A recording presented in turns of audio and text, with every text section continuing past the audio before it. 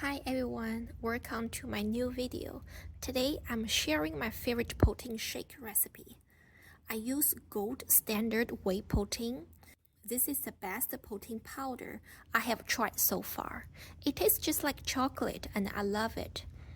To make it even more nutritious and protein packed, I add half cup canned black beans, half cup frozen spinach, and 1 cup soy milk. Blend it all together and it tastes amazing.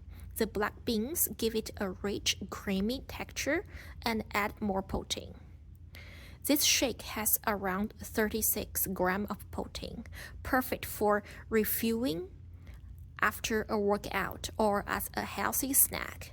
I drink this whenever I have a 45-minute intense workout to help my body recover and feel great. If you want an even better flavor, sweat the soy milk to 2% milk and cut down the black bean and spinach down to 1/3 cup each. I use half cup because I'm trying to eat more beans and veggies. Give it a try and let me know what you think. Thank you for watching.